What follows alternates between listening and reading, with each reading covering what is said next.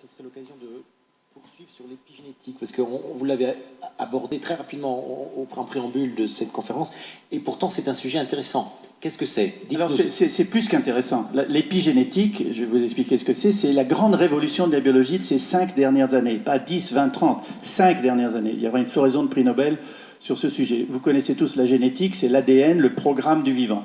Et pendant très longtemps, on a cru que cet ADN ne pouvait faire des variations.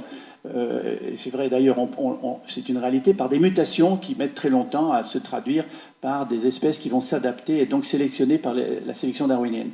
Or, le programme de la vie ne code que pour 15% des machines-outils qui font fonctionner la cellule vivante, c'est-à-dire les enzymes et les protéines. 15%.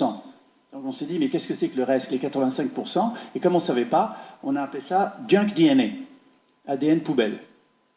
C'est facile, c'est des trucs qui sont accumulés au cours du temps. Maintenant, on sait que ces 85% permettent la fabrication de petites molécules d'ARN, qui sont en monobrin, beaucoup plus courtes que le grand ADN, 10, 15 bases du code génétique jusqu'à 150, et en permanence, elles circulent dans le corps et régulent le fonctionnement des gènes. Donc l'épigénétique, c'est la modulation de l'expression des gènes. En fonction de quoi?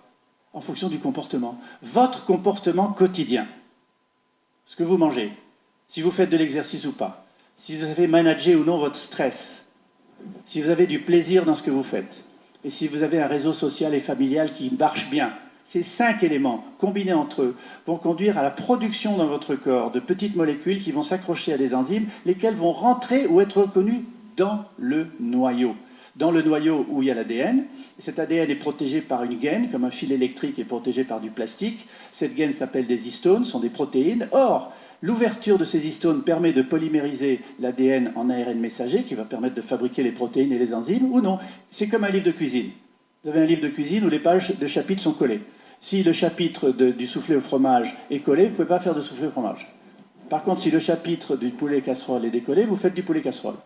Mais si on recolle le chapitre du poulet casserole et qu'on ouvre le soufflé au fromage, vous ferez du soufflé au fromage. L'ADN, c'est comme ça. Il y a des gènes qui s'expriment, des gènes qui sont silencieux, des gènes qui sont inhibés. Et ça dépend de notre comportement. Donc, je finis là-dessus. Réalisez ce que ça représente pour la médecine préventive. Réalisez ce que ça représente pour vous. Vous pouvez être en partie responsable de votre santé. Oui, vous pouvez faire quelque chose pour vous. Essayez d'être en meilleure santé, c'est possible. Essayez de vieillir moins vite. Et c'est un intérêt non seulement pour vous, et c'est un intérêt social. Et je termine sur un exemple précis de l'épigénétique, ce sont les abeilles.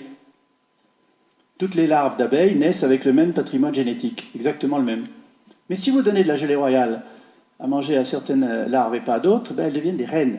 Vous avez la différence entre une larve d'abeille et une reine, ou une abeille ouvrière et une reine. Elle est plus grosse, elle pond des œufs et elle vit plus longtemps. Donc rien que l'alimentation de la gelée royale a méthylé ou acétylé, je ne veux pas rentrer dans les détails chimiques, ces fameuses histones pour permettre aux gènes de s'exprimer ou non. C'est une grande révolution et ça va définir la médecine préventive de demain par rapport à la médecine thérapeutique et au poids de Big Pharma et des médicaments dont on n'est jamais trop sûr que leur interdépendance va vous causer plus de maladies que celles qu'ils essayent de guérir, voir ce qui est en train de se produire en ce moment avec des médicaments qui sont retirés du marché régulièrement.